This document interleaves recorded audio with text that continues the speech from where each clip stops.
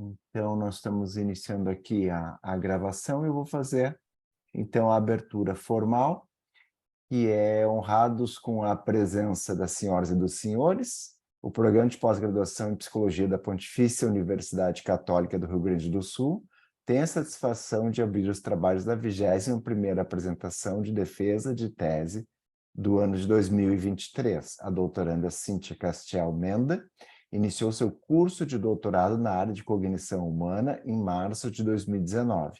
Nesta sessão, Cíntia apresentará e defenderá sua tese intitulada Avaliação de Estratégias e Propostas de Intervenções em Crise para Equipes de Assistência Estudantil Universitária, uma abordagem de métodos mistos, com o objetivo de satisfazer o último requisito para a obtenção do grau de doutora em psicologia. A avaliação ficará ao encargo do orientador, eu, Christian Christensen, e os membros da comissão de avaliação.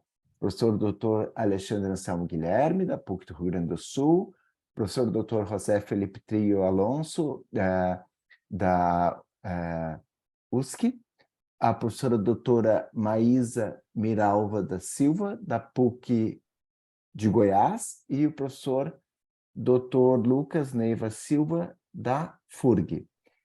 Então, nesse momento, eu passo para a Cíntia, que vai fazer uma apresentação do seu trabalho.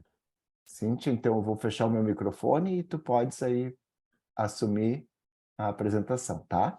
Tá certo. Estou só abrindo aqui, já inicio.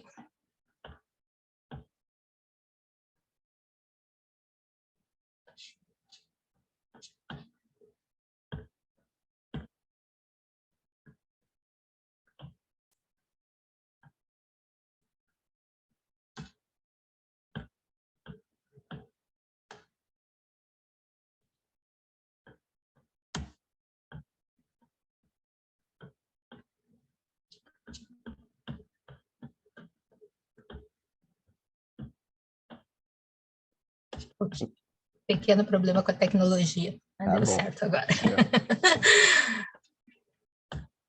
Então, bom dia a todas e a todos. É com imensa alegria, né, que eu começo essa apresentação hoje da minha tese, Avaliação de Estratégias e Propostas de Intervenções em Crise para Equipes de Assistência Estudantil Universitária, uma abordagem de métodos mistos, que pertence, né, ao Núcleo de Estudos e Pesquisa em Trauma e Estresse e ao Grupo de Pesquisa Cognição, Emoção e Comportamento, cujo orientador é o professor Christian Christensen.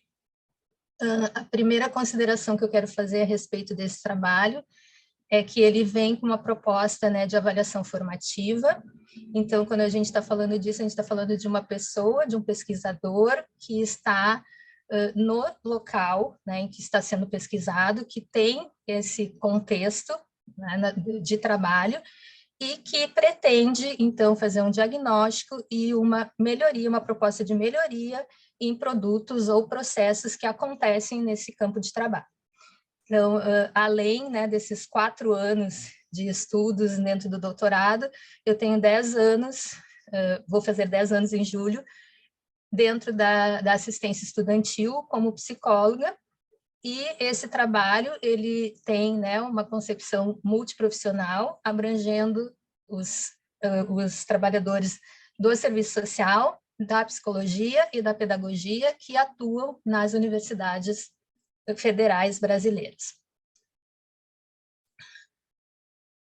A gente percebe, né, um aumento significativo das demandas de saúde mental.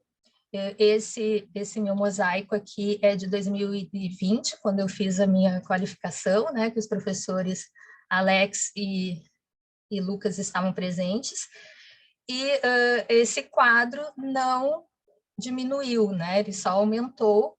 As questões da pandemia, elas não foram cruciais, assim, não foram objeto de estudo do meu trabalho, mas com todo o contato que eu tive com profissionais, né, no curso e nos grupos que eu participo de profissionais, a gente percebeu um aumento da procura durante a pandemia também dos serviços, além das questões de adaptação, né, desses serviços às novas demandas e às novas tecnologias para ser utilizados. Em relação às minhas referências, vocês puderam notar, assim, né, que não existe muita produção ainda nessa área específica de assistência estudantil. A gente tem lá no início de 2010, mais ou menos, algumas produções mais teóricas sobre as questões, principalmente do histórico da assistência estudantil. Depois existe um vácuo, né, de produções, e aí em 2020, 2021 e 2022 ainda, né, a gente tem algumas produções de mestrado e doutorado também de colegas da assistência estudantil que foram estudar, né, o seu campo de trabalho. Então, o que a gente tem assim de mais significativo, empírico na área, né, durante esse tempo, são as pesquisas do perfil socioeconômico e cultural dos estudantes de graduação, realizados pelo FONAPRACE, cujo último a publicação foi em 2019, a coleta de dados em 2018, que abrangeu 224.128 discentes, né, uma amostra de 35,34% da população universitária das universidades brasileiras federais naquela época. Então, alguns resultados bem significativos da área de saúde mental, né? A pesquisa é bem mais ampla, mas aqui eu só trago as questões de saúde mental.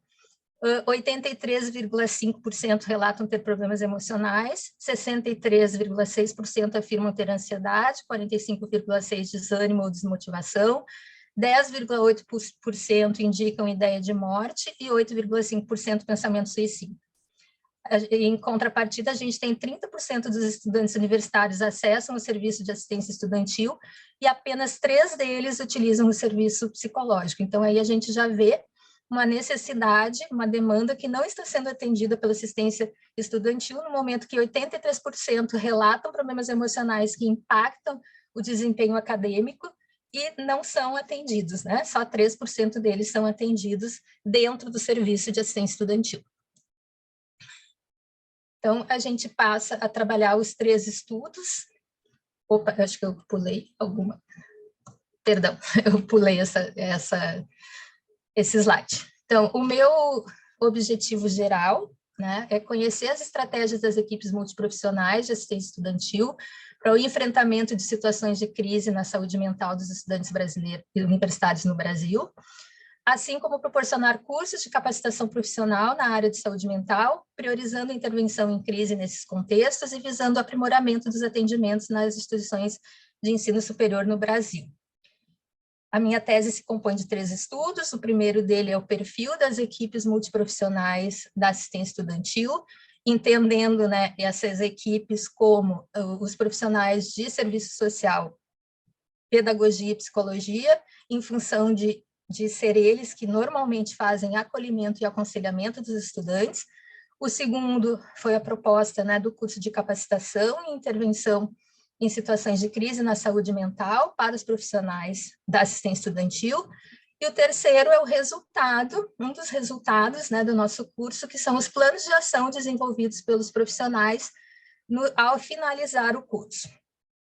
Então, como justificativa, né, a gente tem essa preocupação crescente com as questões da saúde mental entre os estudantes universitários, a falta de protocolos institucionais de intervenção em crise e de capacitações para os profissionais voltados para as questões de saúde mental, a diversidade e amplitude de demandas na assistência estudantil, porque a assistência estudantil acompanha o aluno desde o seu ingresso na universidade até a sua formatura, e a percepção de uma lacuna nos estudos, né, como eu já coloquei para vocês anteriormente.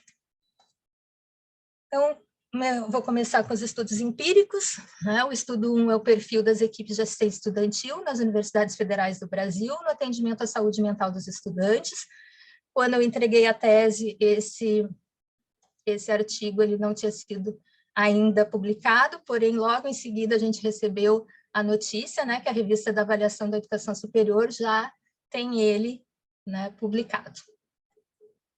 Então, o objetivo foi delinear o perfil profissional, as atividades de atendimento aos estudantes universitários, as condições de trabalho e as necessidades de capacitação das equipes multiprofissionais frente à assistência estudantil das universidades federais. O método foi um questionário do tipo Survey, com questões predominantemente quantitativas, realizadas no Qualtrics PUC. O questionário foi criado por mim, baseado na minha experiência do serviço, e depois passou por um processo de validação do conteúdo, com a avaliação de 3 experts, 3 pessoas que trabalhavam na assistência estudantil em diferentes universidades, grupos focais por profissão, né, de serviço social, de pedagogia e de psicologia, que no caso foram profissionais dos institutos federais, para não contaminar a amostra, e a supervisão com o professor da área de psicometria. A análise foi quantitativa, a partir de uma estatística descritiva e da regressão logística dos preditores de aptidão do atendimento estudantil. Então, como resultados, a gente tem 65 universidades participantes, só faltaram 2 do Norte e 2 do Nordeste, um total de 215 questionários completos, e eu queria ressaltar que esse é um resultado que muito me orgulha, porque assim a gente tem que pensar que essa coleta de dados foi feita durante o lockdown, durante a pandemia, em que as pessoas não estavam nas universidades, então o contato foi bem mais difícil, né, do que se a gente pudesse contatar diretamente as universidades. Então, ter esse número foi muito significativo para a nossa pesquisa. A gente teve, então, a participação de 98 assistentes sociais, 73 psicólogos e 44 pedagogos. Alguns resultados, né, um pouco mais significativos, diz respeito ao perfil dos serviços, né, 69,3% dos participantes realizam triagem, 96,7% atendimentos individuais e 77,2% atendimentos em grupo. 95,3% fazem encaminhamentos para outros serviços, 54,9% considera seu espaço físico de trabalho inadequado e 62,3% consideram-se aptos para atender às demandas da assistência estudantil. Em relação às capacitações, 100% dos participantes possuem algum tipo de pós-graduação, 67,4% não possuía qualificação em assistência estudantil quando iniciou no serviço, 20% desconhecia, inclusive, o que era assistência estudantil, e 83,7% não recebeu qualificação depois de entrar no serviço. Então, aqui a gente tem a nossa tabela de regressão logística, que, de acordo com o nosso modelo, os resultados apontam que ter recebido cursos de capacitação referentes à assistência estudantil dobrou a chance de se declarar apto ao trabalho. Outras variáveis, como tempo de serviço, espaço físico, pós-graduação e qualificação ao entrar no trabalho, não influenciaram tão significativamente o modelo. As considerações, então, do estudo 1, ele é o primeiro levantamento nacional do perfil das equipes multiprofissionais, e isso já é um grande feito, né, para nós. A gente percebeu uma dificuldade na conceitualização do que efetivamente são situações de crise em saúde mental, a partir das respostas dos questionários dos participantes. Se corroborou, né, a questão da ausência de protocolos institucionais ou orientação para situações de crise.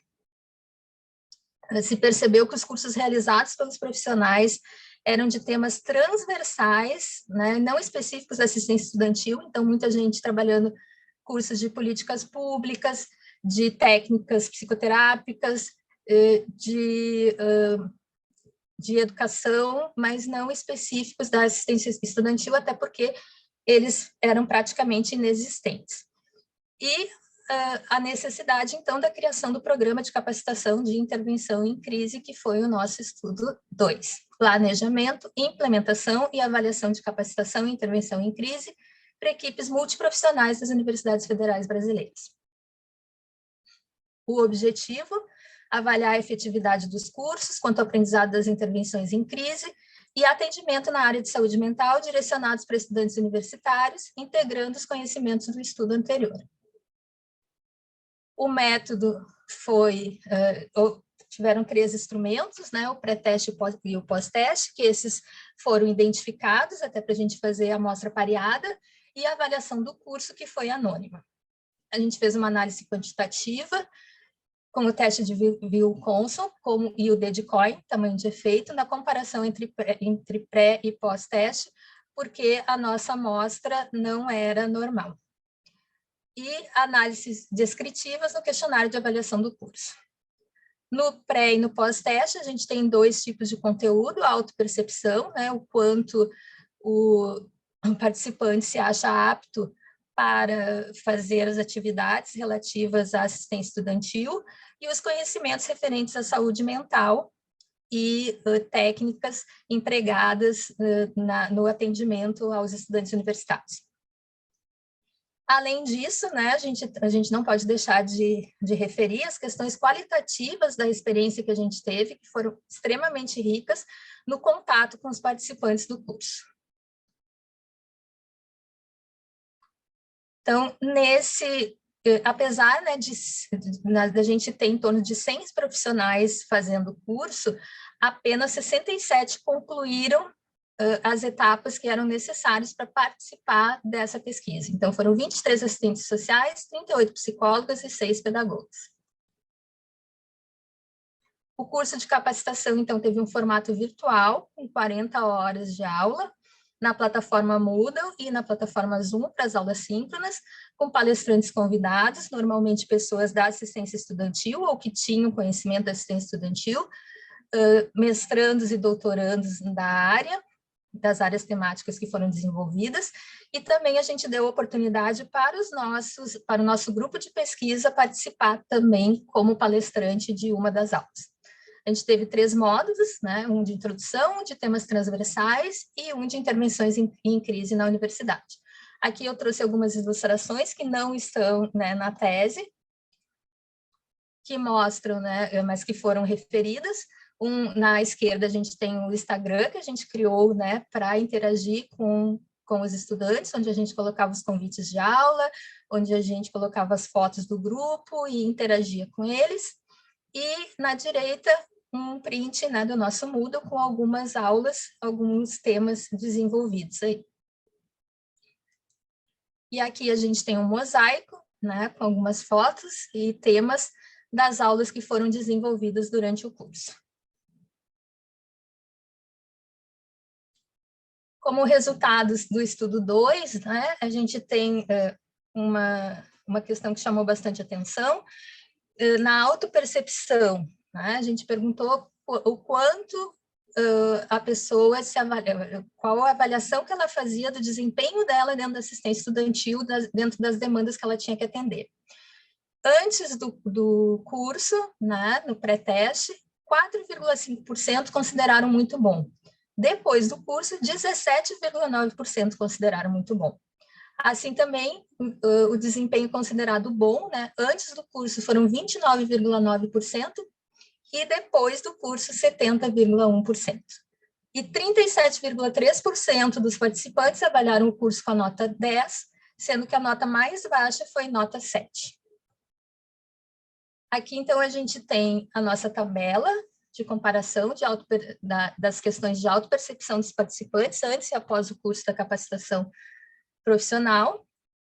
Então, a gente tem, né, como algumas questões mais significativas, né, e com uma amplitude maior de efeito, o desempenho nas intervenções em crise, que foi essa que eu apresentei antes para vocês, com 0,67 de tamanho de efeito, né? Então, tamanho de efeito grande.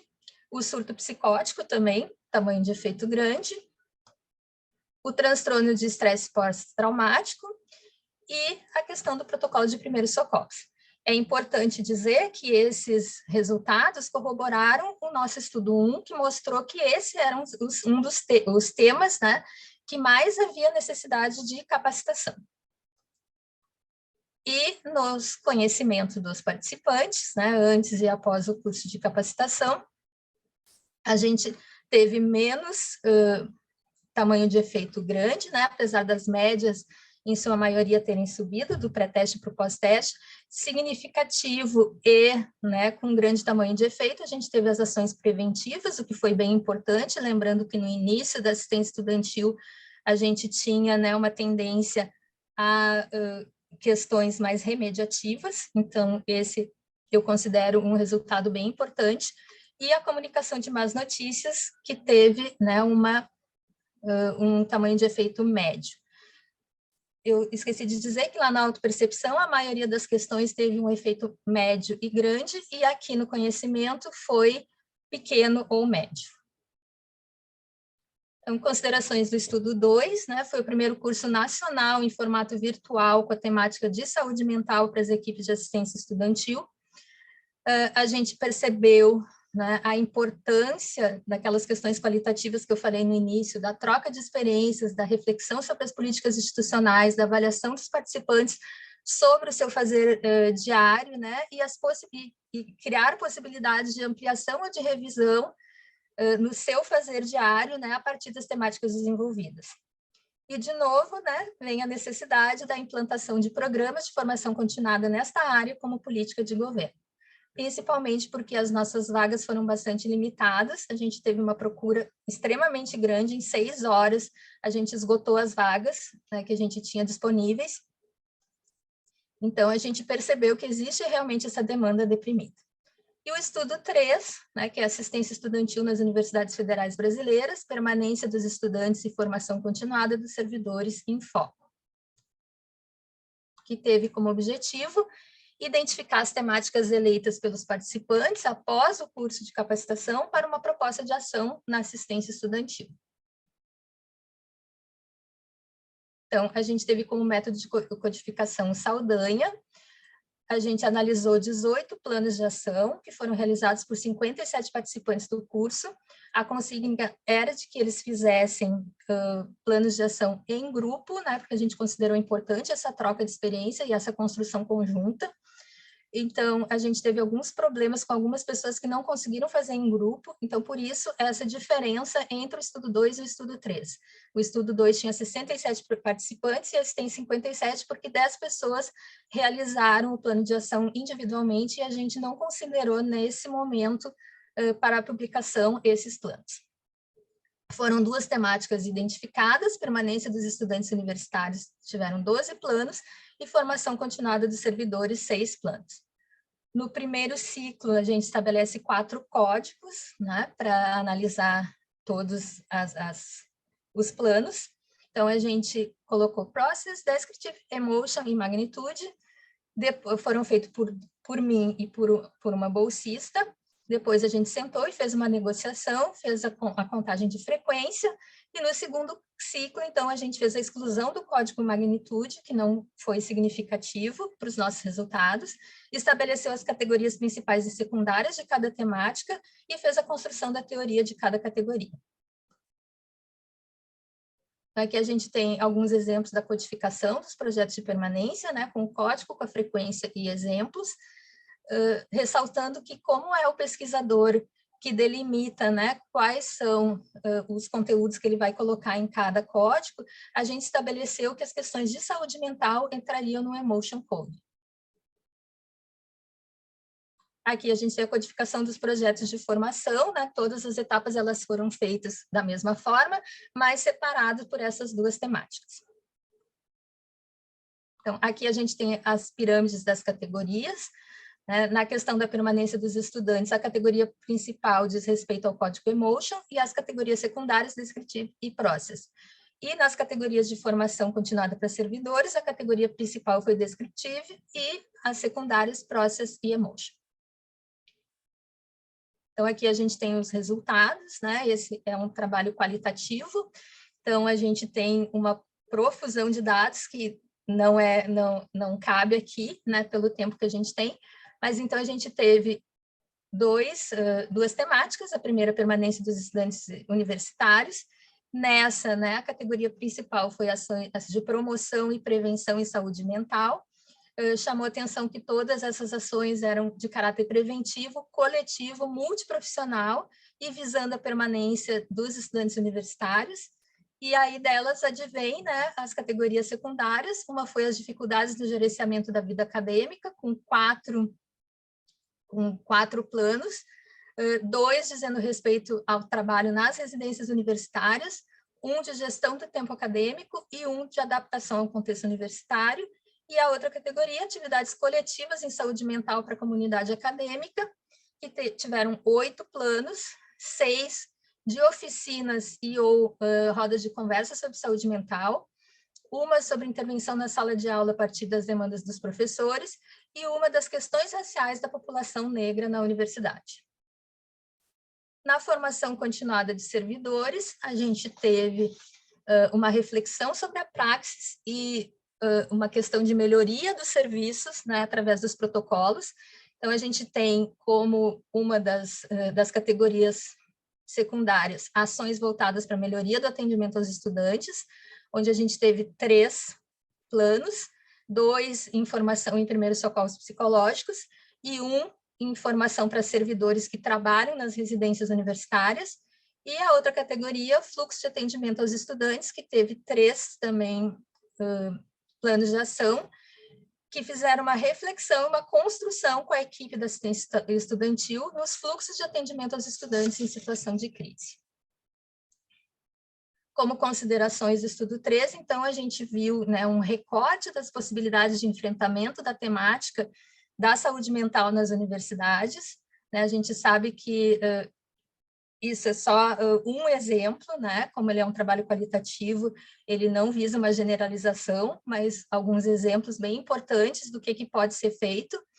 A ênfase na intervenção coletiva e preventiva, que historicamente a assistência estudantil visava mais, né, o individual e o remediativo, então esse é um salto qualitativo muito importante dentro da assistência estudantil.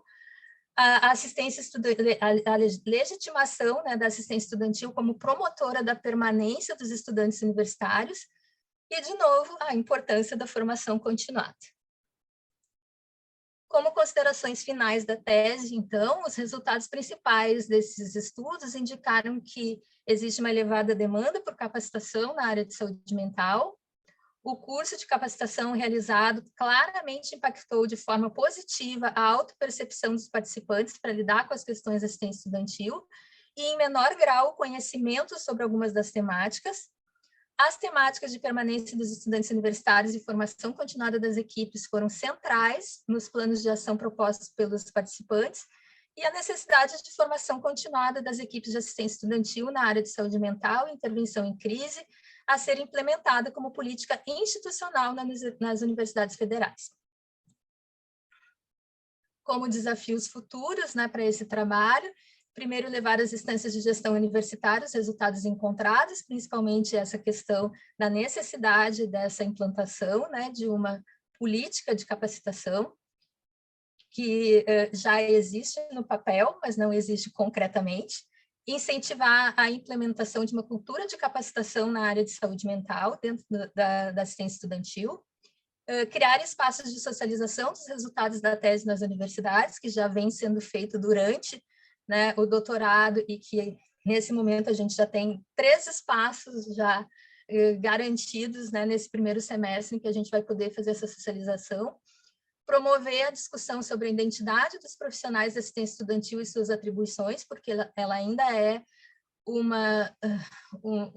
nicho muito novo, né? Tem aproximadamente 15 anos, né? Então ela ainda precisa fazer essa construção da sua identidade e ter legitimado as suas atribuições. Ainda existe uma discussão muito forte, né, sobre se estamos na educação ou se estamos na saúde, principalmente dentro da saúde mental, né, até onde, que limites que temos dentro das nossas atribuições, e publicar um artigo de comparação entre as ações de saúde mental para os estudantes da Universidade de Santiago de Compostela e a FURG, que foi o meu trabalho na Espanha, e que não houve como fazer em tempo hábil, né, porque eu estive na Espanha entre setembro e janeiro deste ano. Então, para terminar, eu gostaria de agradecer, né, algumas pessoas e instituições muito importantes, a FURG, que me possibilitou essa possibilidade de fazer, né, o doutorado com dedicação exclusiva, a CAPES, que foi minha financiadora e que proporcionou também eu voltar à PUC e conseguir terminar, fazer todo o meu doutorado na minha segunda casa, né, onde eu já tinha feito o mestrado, ao professor Christian, que é um excelente orientador, né, eu, inclusive coloquei nos agradecimentos que ele o papel que ele faz é realmente de construção, e foi o que ele fez comigo, de reflexão, né, então muito obrigada, minhas bolsistas Larissa e Jade, que sem elas eu não terminaria esse trabalho, né? Foram muito parceiras, e toda a rede de apoio que cresceu ainda mais nesses 4 anos, né? E que vocês podem ver pelo número de pessoas que estão aqui na sala assistindo. Então, eu queria dizer, para terminar, que os caminhos da pesquisa e da vida são múltiplos, né? Eu termino essa etapa com a certeza que escolhi um caminho de acolhimento das minhas necessidades e dos colegas da assistência estudantil, e de oportunizar a possibilidade de multiplicação dos conhecimentos, pois cada servidor que teve contato com essa pesquisa pôde refletir e reproduzir esses conhecimentos com seus colegas e com os estudantes, né, que são nosso público-alvo na assistência estudantil. No caminho de Santiago, as pessoas, quando se encontram, desejam aos outros um bom caminho. Penso que a minha trajetória no doutorado foi um bom caminho, e desejo um bom caminho a todos e todas que seguem lutando por uma assistência estudantil qualificada e de qualidade. Obrigada. Cíntia, muito obrigado, né, pela excepcional apresentação, pelas sábias e inspiradoras palavras aí ao final também, né? Eu acho que sim, tivemos assim, na tua vida pessoal também alguns percalços, né, nessa trajetória, mas a tua trajetória acadêmica é de muito sucesso, né? E eu acho que tu inauguraste aí, né, nos aproximou como grupo de pesquisa de um campo de atuação que a gente olhava de longe, mas nunca tinha feito nada, né? Então, assim, tu, na verdade, tu abriste um caminho para todos nós, né? Nós vamos passar, então, aqui a arguição. Nós, usualmente, a gente convida, né, para começar a falar quem está fisicamente mais distante, mas nessa situação, o professor Felipe até se aproximou muito, né, porque recebeu a Cíntia durante a sua trajetória ali no doutorado sanduíche, né, em Santiago de Compostela. Então, o professor Felipe já tem, na verdade, uma certa familiaridade, né, porque contribuiu bastante e seguirá contribuindo nos estudos futuros da Cíntia. Então, eu vou tomar a liberdade para, na verdade, chamar para iniciar a nossa arguição, a professora Maísa, que, deixa eu ver, está aqui, a professora Maísa, que nós credenciamos ali como PUC de Goiás, mas que também tem uma inserção na pró-reitoria, né, professora? Na Federal de Goiás, tá? E aí tem toda uma longa trajetória na área de assistência estudantil. Professora, mas eu imagino que seja, na verdade, o primeiro contato agora com o trabalho da Cíntia, então eu vou tomar a liberdade de pedir para a professora Maísa iniciar a arguição, aí depois eu vou passar para o professor Felipe, o professor Lucas e o professor Alex, que é o professor da casa, né? Que aí nos apoiou imensamente ao longo de todo o trabalho, que vai também fazer as suas considerações. Eu só peço que a gente possa, talvez, assim, manter isso mais ou menos dentro de 30 minutos, a arguição, né, para dar tempo de todo mundo participar. Além do formulário de avaliação, aquele mais objetivo, os colegas também podem, se assim desejarem, mandar um parecer mais descritivo sobre o trabalho da Cíntia ou mandar anotações no próprio arquivo, né? A professora Maísa, o professor Felipe, esse é um momento, a gente não tem muita formalidade, então vocês podem conduzir como desejarem, se quiserem fazer uma apreciação mais formal, se quiserem estabelecer algo mais dialogado, fica a critério de cada um de vocês, tá? Eu já vou antecipadamente agradecer, né, a disponibilidade pela leitura atenta do material e por participar desse momento da trajetória aqui. Então, professora Maísa, por favor, eu vou agora, então, vou parar a gravação, né? A gente já teve a apresentação formal, o registro, e aí agora nós vamos para a arguição, tá? Professora Maísa, por favor.